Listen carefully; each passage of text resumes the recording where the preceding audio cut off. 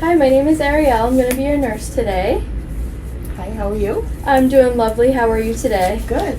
Can I just get your name and date of birth? Lori Rice, 12962. Awesome. I'm just going to be doing an assessment on you today. Is that okay? Yes. And I'm going to be touching you. Is that all right too? That's fine. Alright, so first I'm going to do is touch your scalp and make sure that there's no lesions or lumps or bumps anywhere.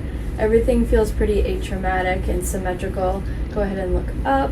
And now I'm going to feel your frontal sinuses. And I'm going to just let me know if there's any tenderness when I tap. Nope. And then I'm going to feel these sinuses at your maxilla.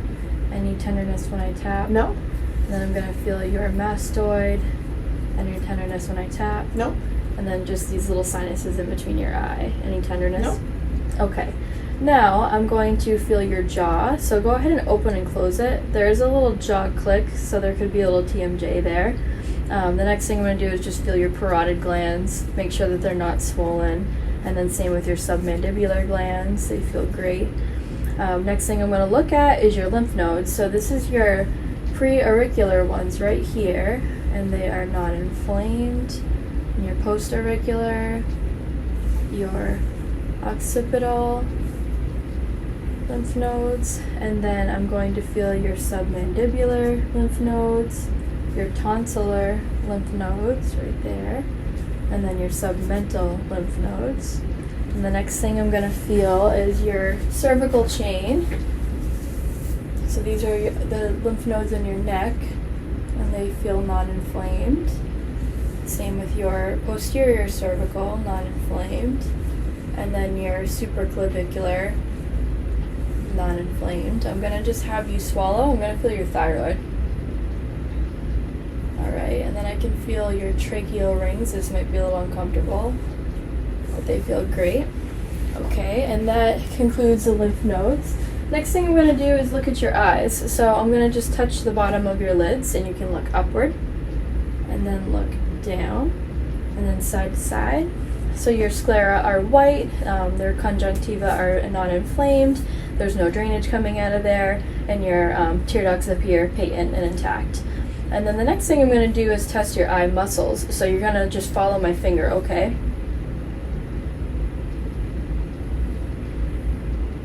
Good, and then you're going to follow my finger. It's going to come close to you. Normal conversions and constriction of the eye. Next thing I'm going to do is test the fixation. So I'm going to just cover your eye with these cards, okay? You're going to look at me. Alrighty, and pupils are equal. There's no sign of nystagmus or any extraocular movements there. The next thing I'm going to do is just look at the reactivity of your pupils. So you can just look at my nose again. Pupils are equal, round and reactive to light, and they're reactive and symmetrical. And then what I would do now is dim the lights for the eye exam, but just for the purposes of this video, I can't really dim the lights, but just noted that I would. So now I'm going to shine the light into you, and I'm going to just hold your head, okay? And I can see the retina and the red reflex, as well as when I look into the eye, I can see the optic disc, as well as all of the blood flow in there, and everything is non-hemorrhagic. It looks great, and as well as the macula. So I'm going to also just look at this eye too. Everything looks good in there, okay. And then when I flash my light like this, I don't see any afferent pupillary defects as well. So that looks pretty good. And then the next test is I'm going to expose you to these two objects, and you're going to tell me if they look like they're the same color, okay? So you're going to look at my nose. This is your peripheral. Yes, same. Same. Okay, and then your nasal? Same. Okay, and then I'm going to test the same thing, but you're going to tell me how many fingers I'm holding up. Okay. So 2, 4, 2. Good. And then now you're just going to look right at my nose, and I'm going to come kind of close to you, and you're going to tell me when these disappear. Okay. Now. Perfect. So your peripheral is intact as well. So that concludes the eye exam. Now we can move on to, oh, no, just kidding. I'm going to have you read this and cover one eye and tell me which one you can read at the lowest. LTFPH. All right, and cover your other eye. LTFPH. Perfect. And it looks like you have 20/20 vision, so that's good. Now we're gonna do your ear exam. So the first thing I look at is the symmetry of your ears, making sure they're in the proper location. Look at the back of the ears, make sure there's no trauma or visual drainage coming out of the canal. There might be some earwax when I look in there, and that's okay. I'm going to pull the ear in, up and outward to look at her. And I can see a pale optic, nope, I can see a pearly gray tympanic membrane. And I can see the ossicles as well as the light reflex. There's a little bit of earwax in there. And then I can see the same thing, a pearly white tympanic membrane as well as the ossicles and the light reflex. So the next test is I'm going to take my fingers and kind of wiggle them on each ear. So you're going to tell me if it's the same or different on both sides. Same. And you can hear them. Mm-hmm. And then you're going to tell me what I whisper in your ear, okay? Purple. Purple. Red. Okay. Now I'm going to use a tuning fork. So this little thing makes a noise, and what I'm going to do is tap it, and you're going to tell me if it's the same or one's greater than on both sides, okay? Same. Okay. Now I'm going to hit it, and you're going to tell me when the noise disappears. No.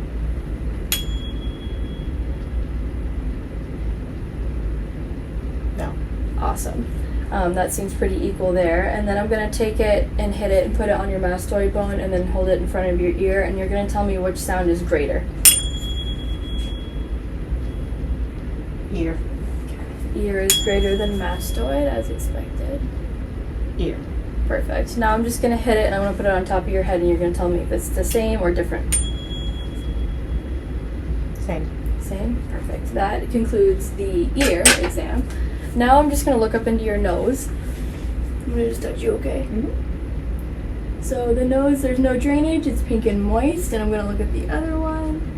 Same with this nostril. Now I'm just going to check for any septal deviations. So there's no holes or anything. That looks great too. And then the next thing I'm going to do is look into your mouth. So just say, open your mouth for me. And I'm going to just make sure it's pink and moist. And then I'm going to actually feel your lips first. So I'm feeling for any lumps or bumps in here, or any trauma, any signs that there's any lesions. So everything feels good there. Now I'm going to have you stick out your tongue, and that looks good. And I'm going to just put this in here, and you're going to say ah. Perfect. Patient has both tonsils. I can see her uvula, and as well as her oropharynx and the hard and soft palate. I'm just going to look at that up there. There is nothing to take note there. The cheeks look good. I'm just going to have you move your tongue from side to side, and that looks good there. And then move your tongue upwards so I can look at the bottom. And I'm just going to feel the bottom and make sure your salivary glands are intact, which they are. Patient has very good dental hygiene. The teeth are symmetrical and everything. Now what I'm going to do is just touch inside of the mouth, and I'm going to feel the submandibular gland. Move this side. Perfect. And then that concludes the HEENT exam. Alright, next thing I'm going to do is just test your balance. So I'm going to have you stand up, and then I'm going to have you close your eyes, and I'm going to just push you a little bit and make sure that you can maintain your balance.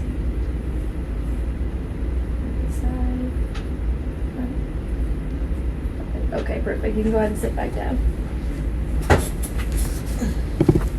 Alright, so we're going to do the pulmonary and cardiac tests now. So I'm going to just come around the back and start at the back. And what I'm going to look at is the patient's overall symmetry, accessory muscle use while she's breathing. I notice that she's not tripoding while she's breathing.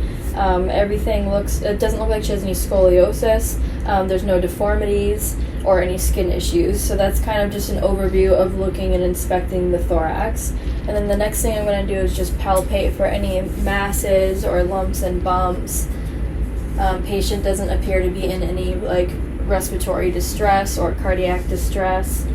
And then the next thing I'm going to do is just have you breathe in big deep breath and then let it out.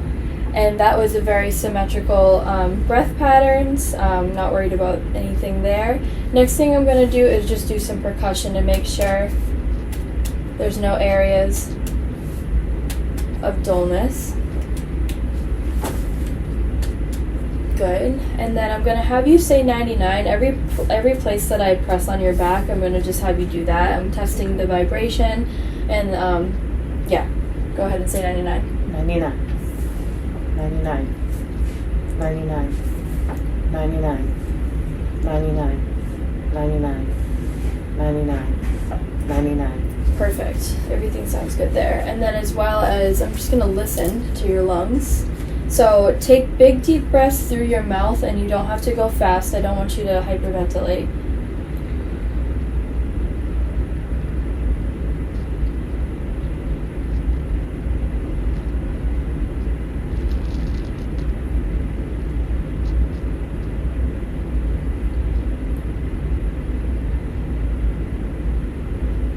I'm going to go in your armpit over here.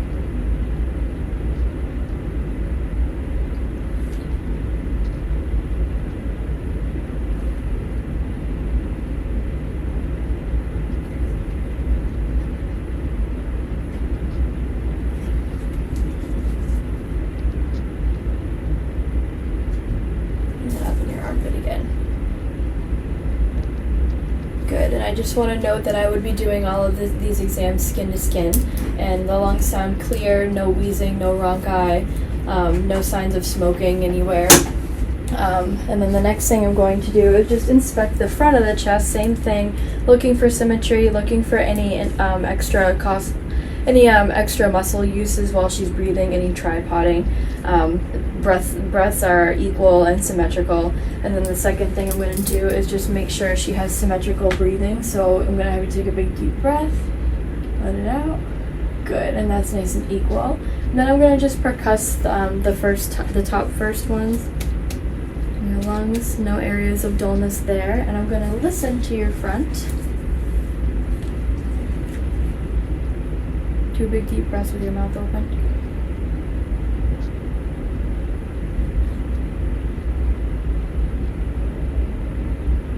Perfect. And while I'm here, I'm just going to listen to the heart sounds as well. This is the aortic, pulmonic, Erb's point at the 3rd intercostal space, tricuspid. Sometimes you have to, can I have you just lift your breasts a little bit so I can get there? And like I said, I'd be doing skin to skin. And then this is the tricuspid at the 4th intercostal space on the left lateral side, left sternal border. This is the mitral valve. Okay, and then I'm gonna do the same Fremitus test as well. So I'm just gonna hold my hand right here, and you're gonna say 99. 99. 99. Good, there's no areas of dullness there as well. Percussion was resonant. And then I will have you lay down at the 45-degree angle. And now I'm gonna have you roll over because I'm gonna touch your point of maximal impulse. I'm just gonna see where your heart is beating out of your chest the easiest way. So the point of maximal impulse is definitely where I expected, at the mitral valve. So go ahead and lay back, and you're going to just lay flat up in the bed. And I'm going to percuss the same thing, part of the pulmonary exam. No areas of dullness. And with females, and she does have a breast augmentation, it is a little bit difficult to percuss all of the sides, but I'm going to try my best. So do you mind if I touch?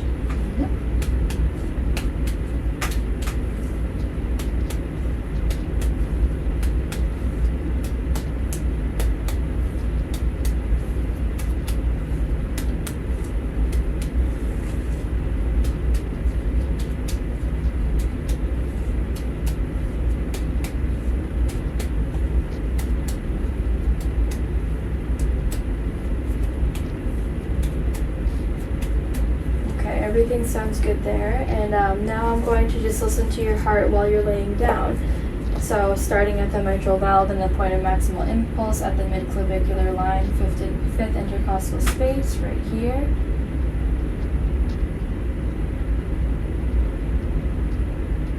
we're going to go to the tricuspid. Then we're going to go to Erb's point at the third intercostal space. And then we're going to go to the second clavicular line right here for the pulmonic. And then the second intercostal space for the aortic. And now I'm just going to listen to all those points with the bell.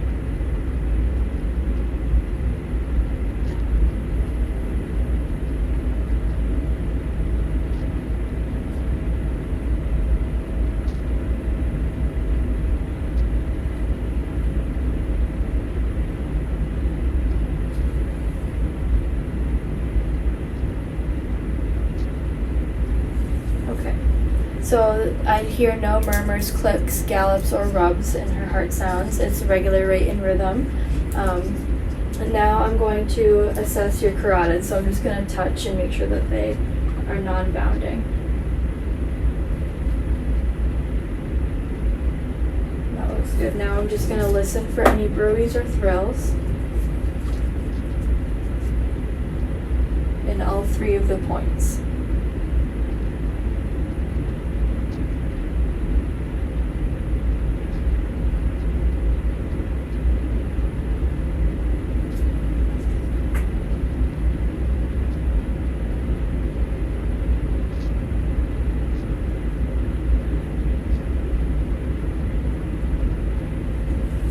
So that's for the carotids. Now I'm going to check for jugular venous pressure. So the way we do that is have the patient at the 45-degree angle, and then we would measure from the sternal angle up to the point of highest pulsation. One sheet. I'm going to have you turn your head to the side, and I'm going to just visualize that point of pulsation. I might have you do a Valsalva maneuver, which is to bear down, just so I can visualize. There it is. Go ahead and bear down. Okay, I can see it right there. So I can tell that it is the correct vein because it's biphasic as well. So the way I'm going to measure this is from the sternal angle in centimeters, which is right here. There. And from the highest point, which is about 3 to 4 centimeters, which is normal. And then next I'm just going to feel the rest of the pulses. So I'm going to just feel the subclavicular notch.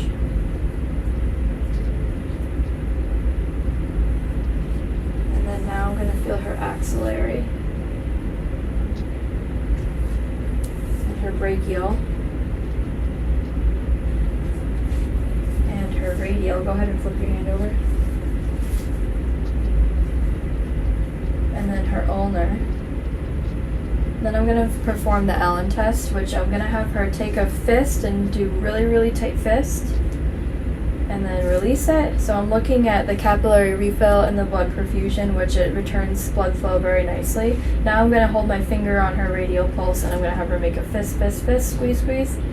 And then release it. So I can see now that the blood return is a little bit less than it was. And then when I take my finger off of that, the blood return comes nicely. Then I'm just going to feel on the other side your axillary pulse. Go ahead and lift up your arm. And then your brachial. And then I'm going to feel both radials together. They're equal, non-bounding. And then I'm going to just test your capillary refill on both fingers. There's no signs of smoking or clubbing or tar. And then I'm going to feel your femoral pulses right here, okay?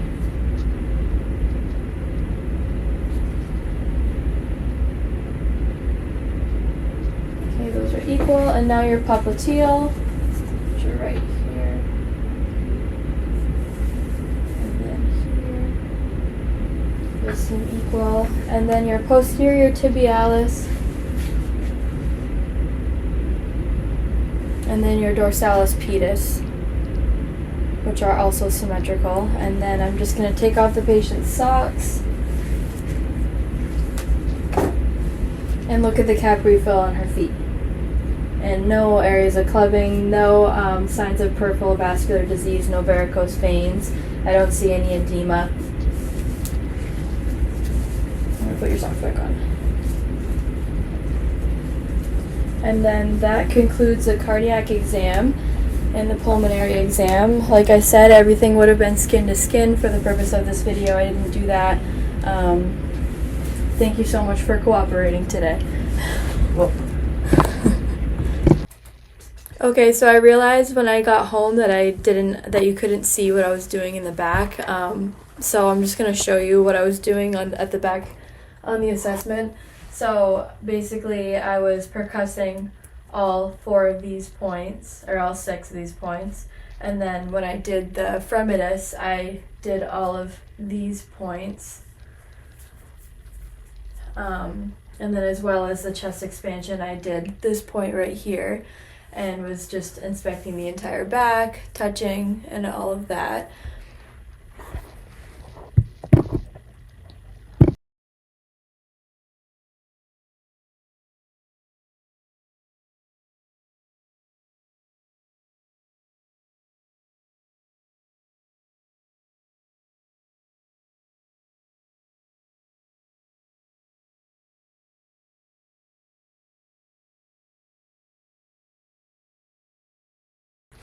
And then I also realized that you couldn't see what I was doing on my mom's foot. So when I was testing the pulses, I did the femoral in the groin, and then the popliteal back here, the posterior tibialis right here, and then the dorsalis pedis, as well as checked for cap refill. Of course, the socks were off and everything.